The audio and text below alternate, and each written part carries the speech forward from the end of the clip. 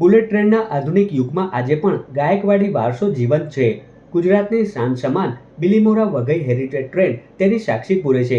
વંદે ભારત અને bullet train તરફ ગતિશીલ ગુજરાતમાં 110 વર્ષ જૂની આ નેરો ગેજ ટ્રેન સંસ્કૃતિ અને પર્યટનનું પ્રતીક બનીને દોડી રહી છે. વર્ષ 1913માં ગાયકવાડ શાસન દરમિયાન જંગલોમાંથી લાકડા લાવવા માટે શરૂ થયેલી આ રેલવે લાઇન આજે પ્રકૃતિ પ્રેમીઓ માટે આકર્ષણનું કેન્દ્ર બની છે.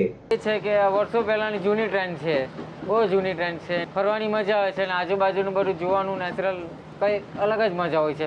અમે ઘરમાંથી સ્પેશિયલ આ ટ્રેનને બાઇક લેવા માટે બહાર નીકળતા હતા. આ ટ્રેનમાં ઘણી મજા આવે છે.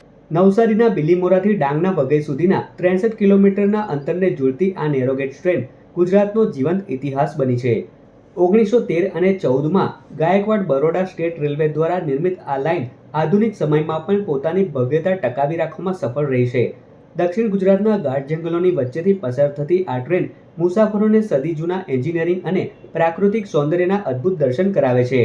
કાલકા શિમલાની ટોય ટ્રેન જેવો જ અહેસાસ કરાવતી આ ટ્રેન સરેરાશ ઝડપ કલાકના 20 થી 25 કિલોમીટરની છે. 3.5 કલાકની આ સફરમાં આજે પણ મેન્યુઅલ ક્રોસિંગની પરંપરા જીવંત છે, જેમાં રેલવે કર્મચારી પોતે ટ્રેનમાંથી ઉતરીને ટ્રાફિક રોકે છે અને ફાટક બંધ કરાવે છે. लगभग 3-4 ऐसे लाइंस हैं नैरो गेज के, उसमें ये बहुत पुराना है. कालका शिमला है, फिर हिमालयन रेंज पे एक चलती है टॉय ट्रेन, उस तरीके का एक हमारे यहाँ गुजरात में है. જો કે રેલવે વિભાગે આ ટ્રેનના મૂળ લાકડાના માળખા અને ઐતિહાસિક દેખાવને જાળવી રાખવા માટે વિશેષ પ્રયાસો કર્યા છે.